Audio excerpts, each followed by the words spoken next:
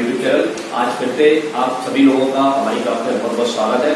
पिछली क्लास में हम लोग गॉस थ्योरम स्टडी कर चुके थे इलेक्ट्रिक फ्लक्स के बेसिस पर, और हम लोगों ने गॉस थ्योरम का यूज करके distribution of charges, different distribution of charges की कैलकुलेशन की थी।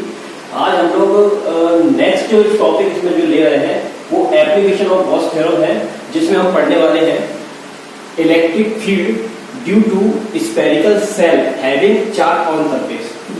हमारे पास एक स्फेरिकल सेल है, हम उसको चार्ज देंगे, ठीक है।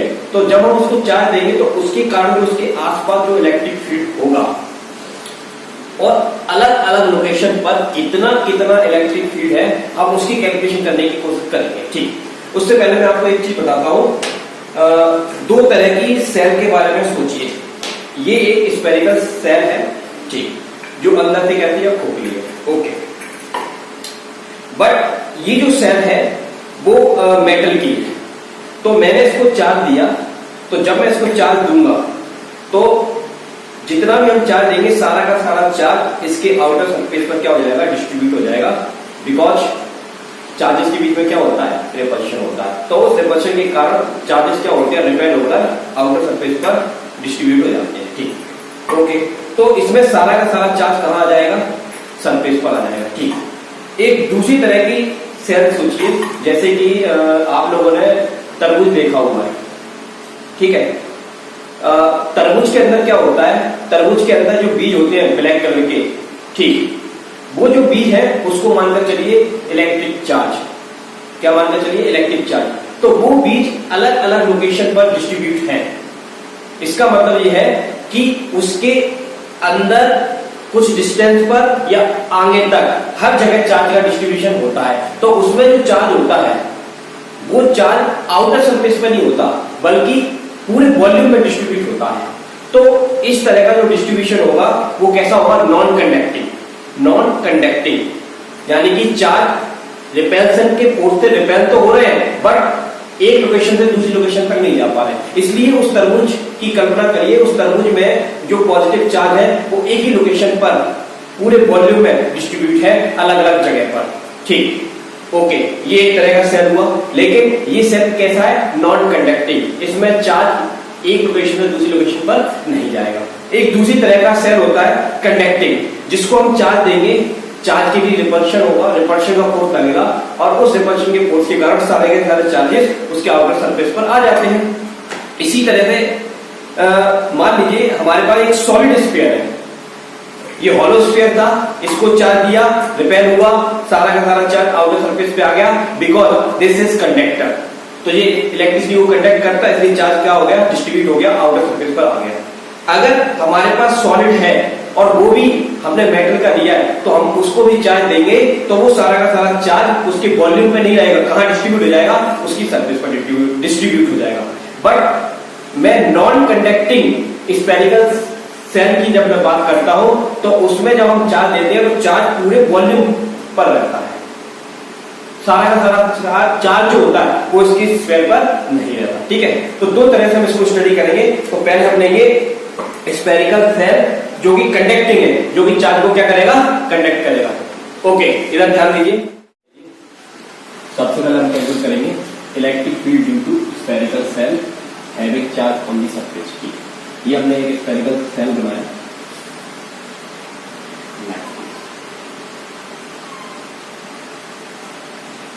ओके, जिसका सेंटर वो है रेडियस आर, कैपिटल आर।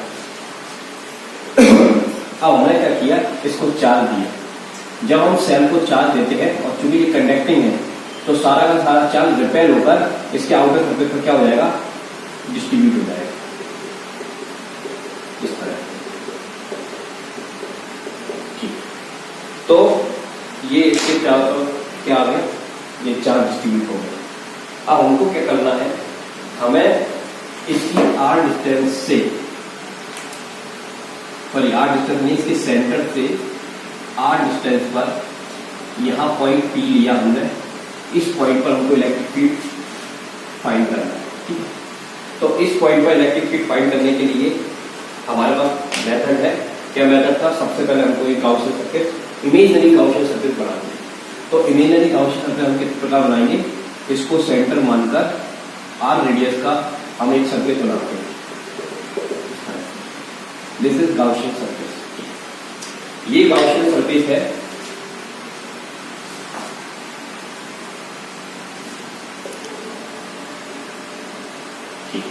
जो कि इस पॉइंट P से होकर जाती है और जितना भी चार्ज है वो इस गाउसियन सरफेस के अंदर आता है।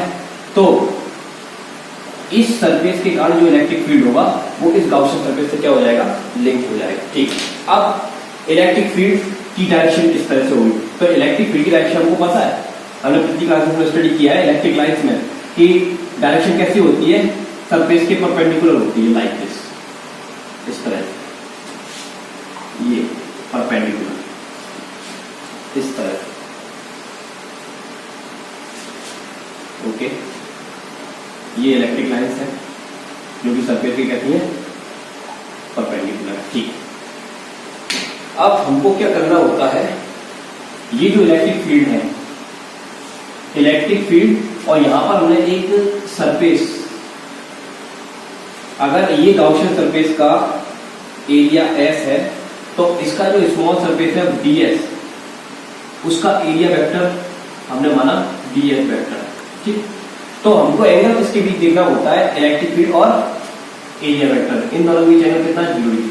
ठीक है, तो कहीं भी आप देखेंगे इलेक्ट्रिक फील्ड हमेशा एरिया वेक्टर के साथ कितना एंगल बनाएगा, अगर आप यहां भी देखते हैं तब भी आपको एंगल कितना मिलने वाला है, 0 डिग्री। तो इलेक्ट्रिक फील्ड सेम है, एंगल सेम है, इसलिए ये गाउसियन सरफेस इस कंडीशन के लिए परफेक्ट है। ओके, हाँ, पिछली क्लास में जो पॉइंट चार्ज था, पॉइंट चार्ज के कारण गाउसियन सरफेस इसी प्रकार की बनी थी, तो अब पॉइंट चार्ज की जगह यहाँ पर क्या स्फेरिकल सेल है, तब भी गाउसियन सरफेस ऐसे ही बनेगी। ठीक, अब हमको क्या करना है, कैलकुलेशन करनी है। तो कैलकुलेशन हम किस प्रकार करेंगे, तो हमको पता है इलेक्ट्रिक फ्लक्स का फॉर्मूला EdS cos 0 डिग्री, क्योंकि हर जगह एंगल कितना है, 0 degree.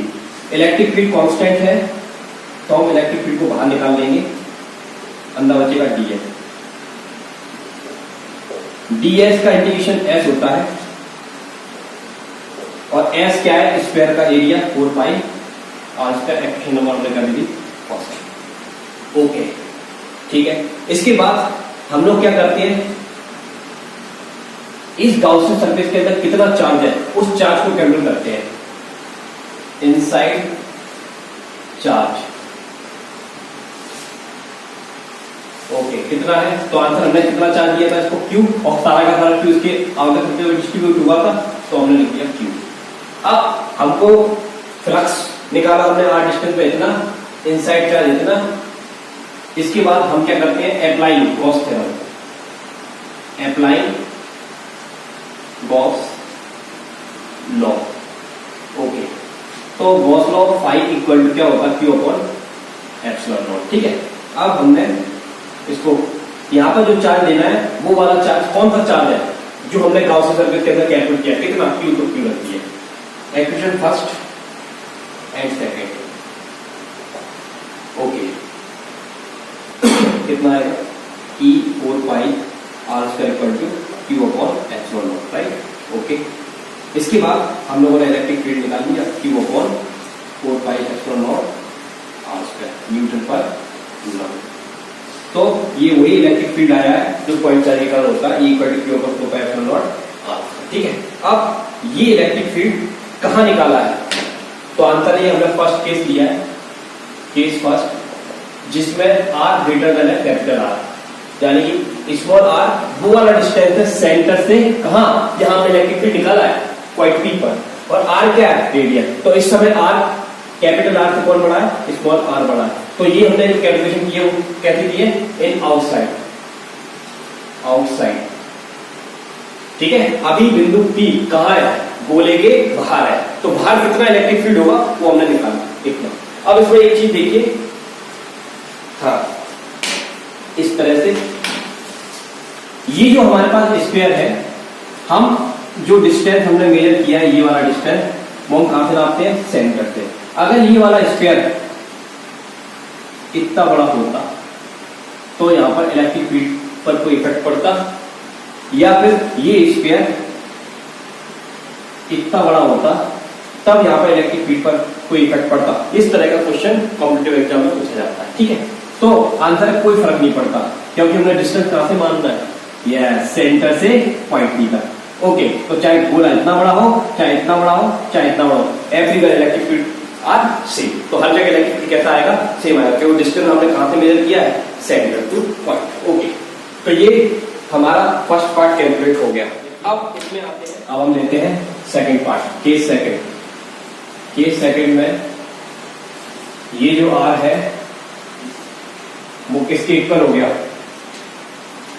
Radius of the sphere. ठीक है, जितना बड़ा गोला है उसके बराबर हमने रेडियस पर पॉइंट पी माना। ठीक, तो इलेक्ट्रिक फील्ड कितना, तो आंसर है, इसको तो कैलकुलेट करने की जरूरत नहीं है, ये आ जाएगा Q/4πε0 स्मॉल आर के स्थान पर हमको क्या लिख देना है, कैपिटल आर स्क्वायर।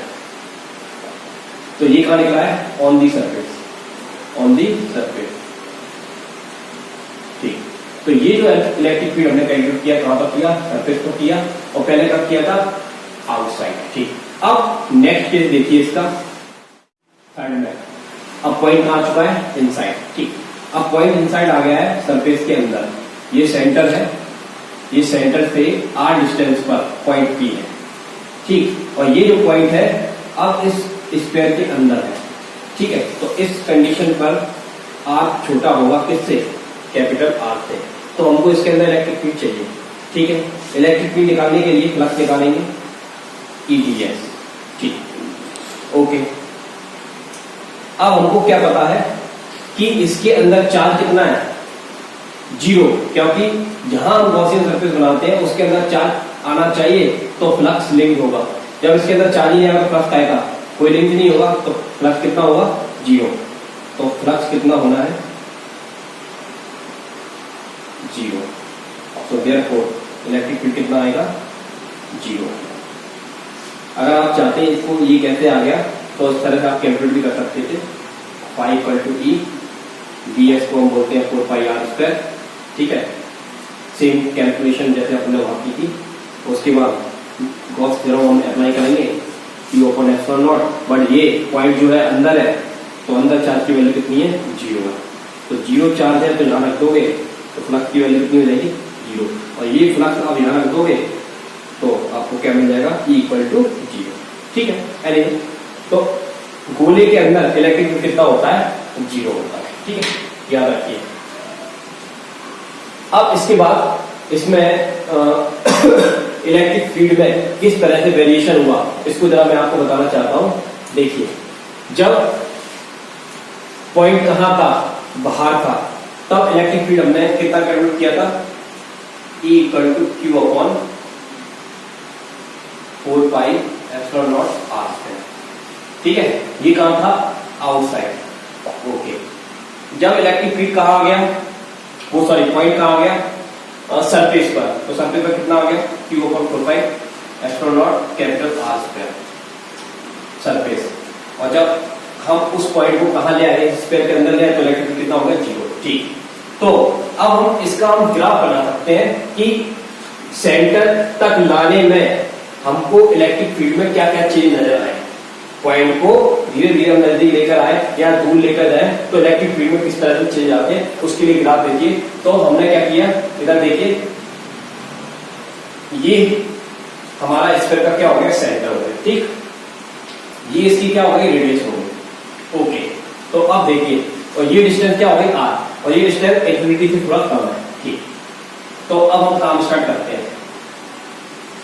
सेंटर पर इलेक्ट्रिक फील्ड कितना होता है, 0। ठीक, सेंटर पर इलेक्ट्रिक फील्ड कितना होता है, 0। ओके, तो सेंटर से रेडियस तक, सेंटर से जब तक रेडियस नहीं आ जाता तब तक इलेक्ट्रिक फील्ड कितना होना है, 0 ही होना है। तो यहां से लेकर यहां तक इलेक्ट्रिक फील्ड कितना, 0। ये इलेक्ट्रिक फील्ड 0। ठीक, अब जैसे ही आउटर सरफेस पर पहुंचते हैं, तो आउटर सरफेस पर इलेक्ट्रिक फील्ड क्या हो जाता है, मैक्सिमम। ये आउटर सरफेस पर इलेक्ट्रिक फील्ड आ गया मैक्सिमम, कितना, E=Q/4πε0r²। ठीक है, ओके। इसके बाद जब हम सरफेस से इधर की तरफ जाते हैं, तो सरफेस से इधर की तरफ जाएंगे तो कौन सा डिस्टेंस बढ़ रहा है, स्मॉल आर, ठीक। और ये स्क्वायर में बढ़ रहा है, तो स्क्वायर में बढ़ेगा तो इसका ग्राफ कैसा बनेगा, लाइन बेस, इस तरह से।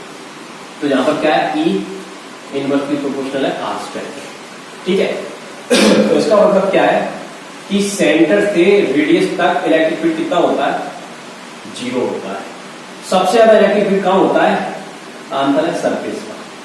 और सरफेस से हम इधर की तरफ जाते हैं तो इलेक्ट्रिक फील्ड क्या होने लगता है, डिक्रीज होने लगता है, क्योंकि डिस्टेंस बढ़ता जाएगा तो इलेक्ट्रिक फील्ड कम होता जाएगा, और डिस्टेंस कम होगा तो इलेक्ट्रिक फील्ड बढ़ेगा। तो डिस्टेंस कम हो रहा है, इलेक्ट्रिक बढ़ रहा है, इलेक्ट्रिक फील्ड बढ़ रहा है, बढ़ते बढ़ते कितना हो जाएगा, मैक्सिमम। और इसके बाद अगर हम सर्कल को स्फीयर के अंदर चले जाएंगे तो इलेक्ट्रिक फील्ड कितना हो जाएगा, 0 हो जाएगा, ठीक है, ओके। हाँ, इसमें एक चीज मैं और बताना चाहता हूं आपको कि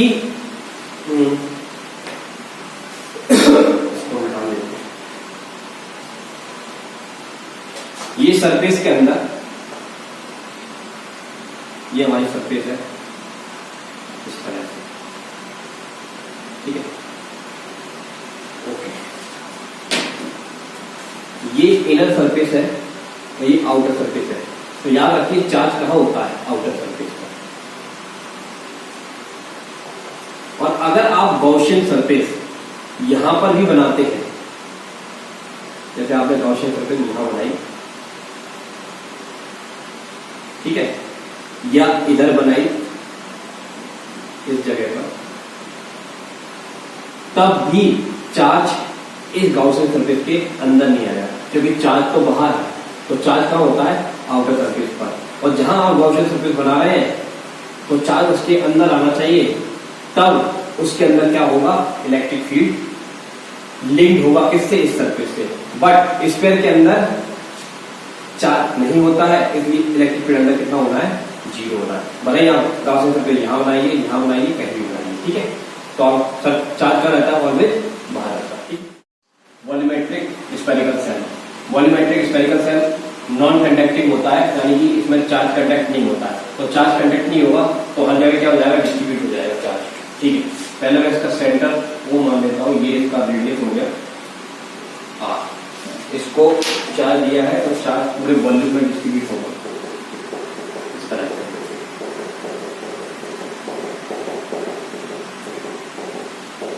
ये पूरे वॉल्यूम में चार्ज क्या हो गया, डिस्ट्रीब्यूट हो गया।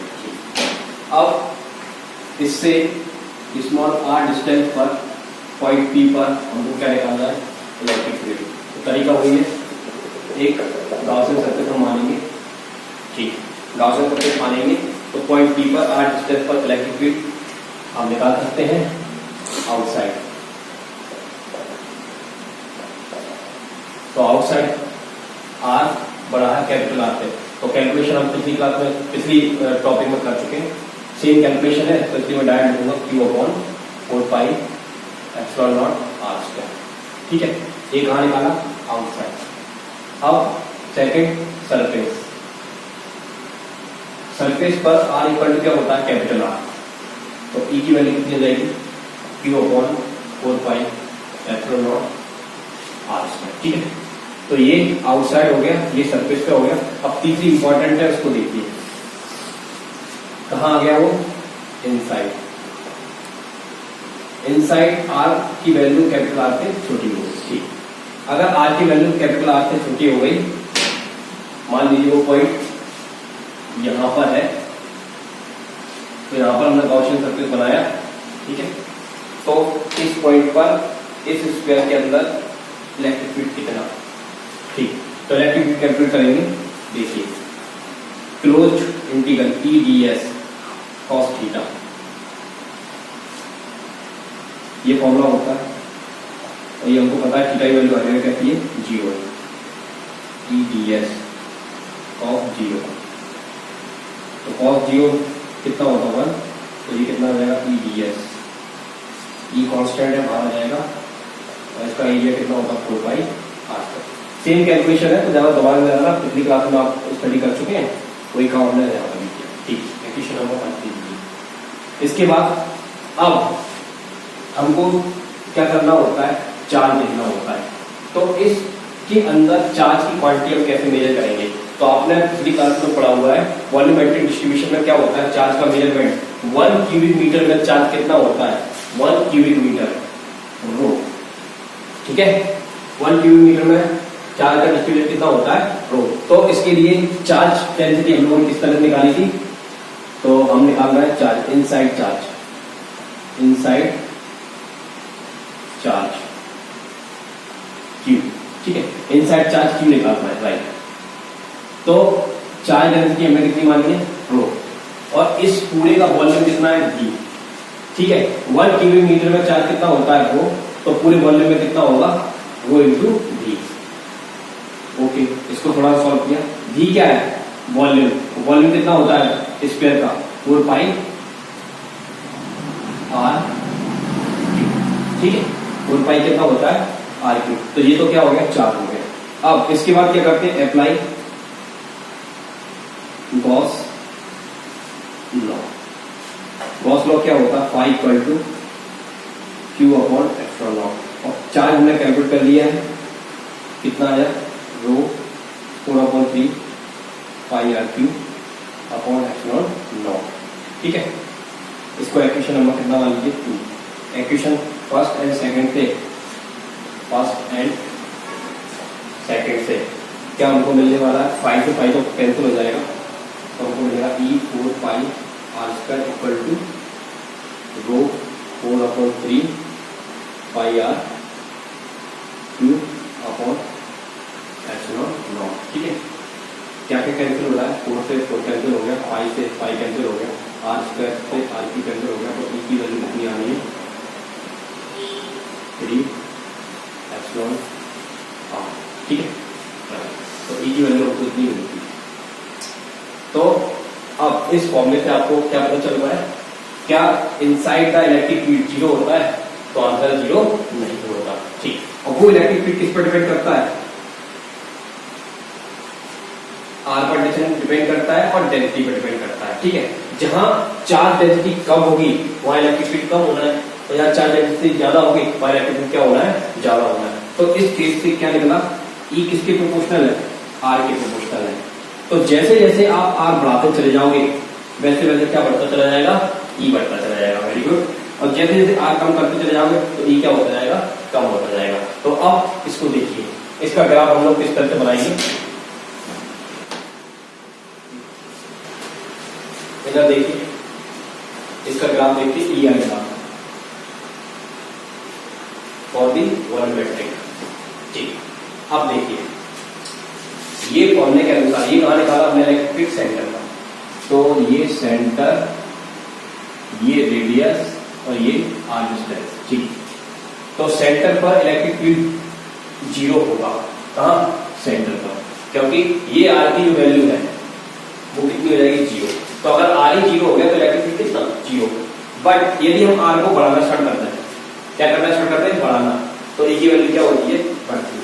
तो हमने आर की वैल्यू को बढ़ाया, किस अनुसार बढ़ेगी आर की वैल्यू, देखो इसकी पावर कितनी है, 1 तो इसका ग्राफ बनेगा लीनियर, तो इस तरह से इसकी पावर बढ़ेगी। तो ये हमको क्या शो कर रहा है, ई प्रोपोर्शनल है किसके, आर। ठीक, तो इलेक्ट्रिक फील्ड किसके अनुसार बढ़ रहा है, डिस्टेंस के अनुसार। तो जैसे जैसे हम डिस्टेंस बढ़ाते जाएंगे वैसे वैसे इलेक्ट्रिक फील्ड क्या होता जाएगा, बढ़ता जाएगा। बढ़ते बढ़ते बढ़ते बढ़ते जैसे ही हम कहाँ पहुंच जाएंगे, सरफेस पर, तो सरफेस पर इलेक्ट्रिक फील्ड कितना हमको पता है, E equal to Q upon 4 pi epsilon naught are square हो जाएगा, यानी कि मैक्सिमम इलेक्ट्रिक फील्ड। ये कहता है इलेक्ट्रिक फील्ड है मैक्सिमम। ओके, अब इसके बाद अब यदि हम आर की वैल्यू को और बढ़ाते हैं तो अब इलेक्ट्रिक फील्ड ऐसे डिक्रीज होना स्टार्ट कर देता है, क्योंकि इस केस में क्या होता है, ई इनवर्सली प्रोपोर्शनल होता है आर स्क्वायर के। ठीक है, विकर्मानुपाती होता है आर स्क्वायर के। तो आर स्क्वायर वाला ग्राफ ऐसे, बिना आर वाला आर स्क्वायर वाला ग्राफ ऐसे। ठीक है, ओके। तो वॉल्यूमेट्रिक के लिए इस तरह से ग्राफ बनता है, कौन सा, ई आर ग्राफ। और सेल के लिए ग्राफ कैसा बनता है, ऐसा। तो दोनों को आपस में देख लीजिए, कंपेयर कर लीजिए, कहाँ इलेक्ट्रिक फील्ड जीरो होता है, कहाँ मैक्सिमम होता है। तो फिर से ये सेंटर पर इलेक्ट्रिक फील्ड जीरो है, जैसे जैसे डिस्टेंस बढ़ाते जाएंगे वैसे वैसे इलेक्ट्रिक फील्ड बढ़ता जाएगा। ठीक है, बढ़ते बढ़ते बढ़ते जैसे सबसे पहुंचेंगे इलेक्ट्रिक फील्ड मैक्सिमम हो जाएगा। उसके बाद ई इनवर्सली प्रोपोर्शनल आंसर के अनुसार क्या होगा, कट कर देगा, डिक्रीज होना स्टार्ट कर देगा। और इसमें क्या था कि जब तक हम सरफेस पर नहीं पहुंचते तब तक इलेक्ट्रिक फील्ड कितना था, जीरो, लेकिन सरफेस पर मैक्सिमम, और उसके बाद इलेक्ट्रिक फील्ड बाद में क्या होगा, स्टार्ट कर देता है, डिक्रीज होना स्टार्ट कर देगा। ठीक है, okay. Electric field between two parallel plate, दो पैरेलल प्लेट है हमारे पास। मान लीजिए एक पैरेलल प्लेट ये है, इस तरह से, ओके। इसमें दो केस लेंगे। पहले केस में हमने इनको पॉजिटिव चार्ज दी, दोनों प्लेटों को पॉजिटिव चार्ज, ओके। पहले इसी को देखते हैं।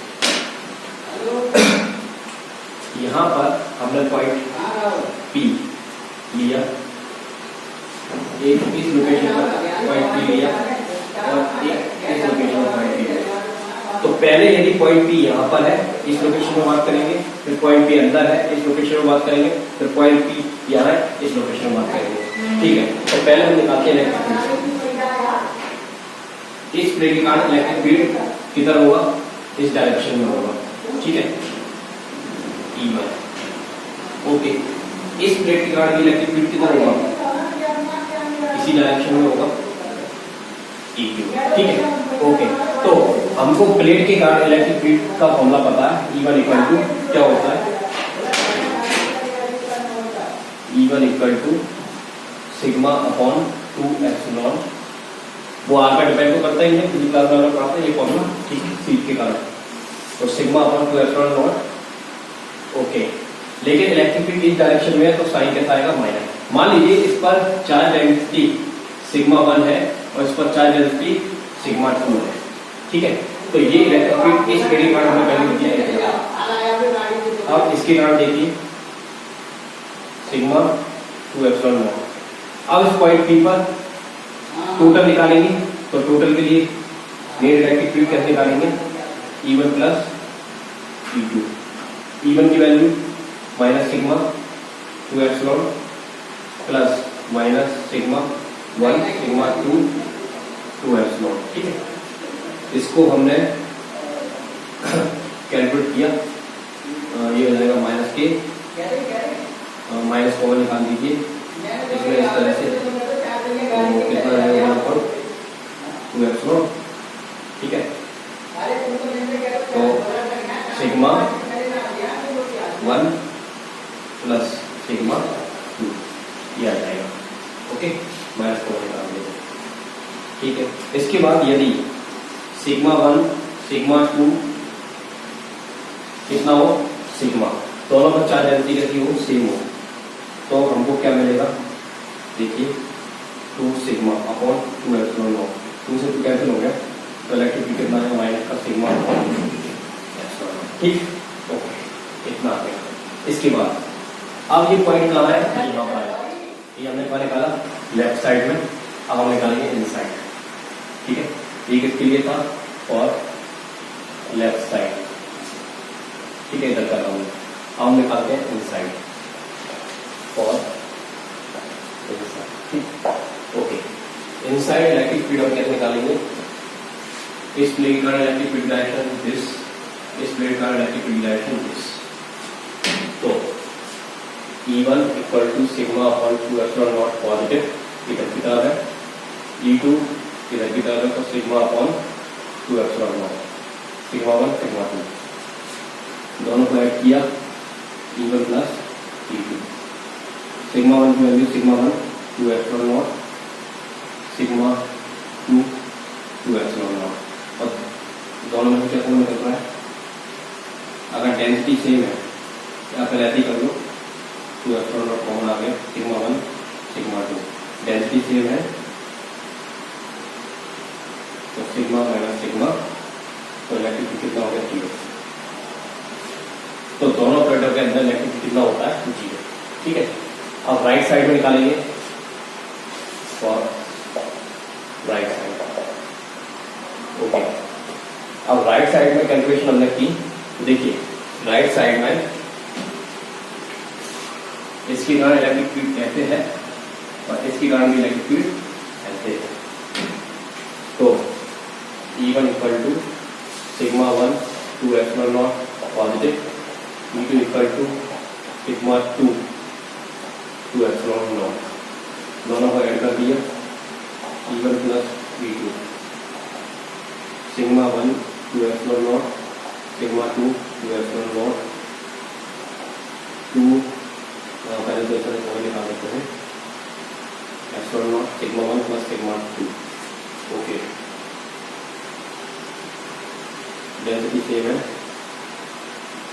तो 2 सिग्मा अपॉन 2 एप्सिलॉन नॉट, 2 से 2 कैंसिल हो गया, तो कितना आ गया सिग्मा अपॉन 2, राइट। ओके, तो